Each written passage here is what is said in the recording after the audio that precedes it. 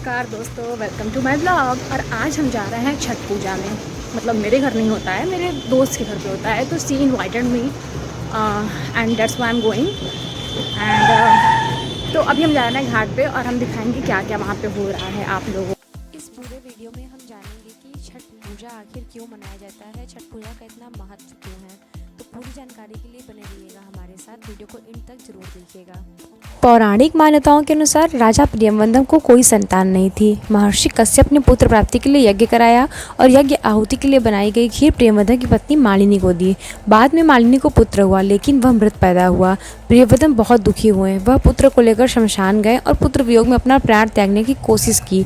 उसी वक्त भगवान ब्रह्मा की मानस पुत्री प्रकट हुई। राजा ने पूछा कि आप कौन हैं? उन्होंने कहा, सृष्टि की मूल प्रवृत्ति के छठे अंश से उत्पन्न होने के कारण मैं षष्ठी हूँ। राजन, तुम मेरी पूजा करो और इसके लिए दूसरों को भी प्रेरित करो, तो मैं इस दुख से मुक्ति मिल जाएगी।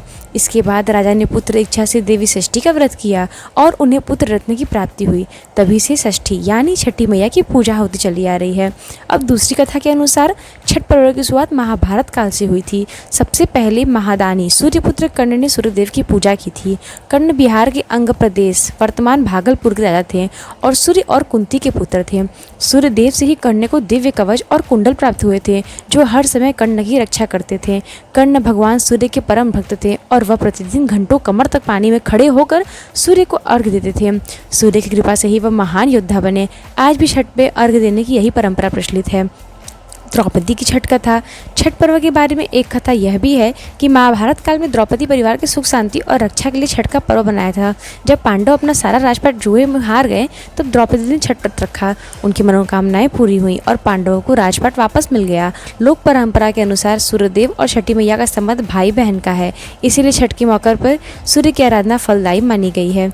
माता सीता की छठ कथा। पौराणिक कथा के अनुसार ऋषि मृदगल ने माता सीता को छठ व्रत करने को कहा था। आनंद रामायण के अनुसार जब भगवान राम ने रावण का वध किया तब राम जी पर ब्रह्म हत्या का पाप लगा था। इस हत्या से मुक्ति पाने के लिए कुलगुरु मुनि वशिष्ठ ने ऋषि मृदगल के साथ राम और सीता को भेजा था।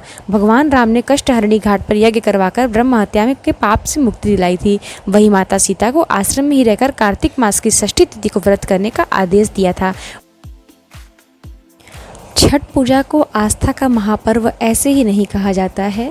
इस बात का अंदाज़ तो आप लोगों की भीड़ देख के ही समझ सकते हैं कि किस प्रकार लोग अपने भक्ति में उमड़े हुए हैं इस पूजा को करने के लिए।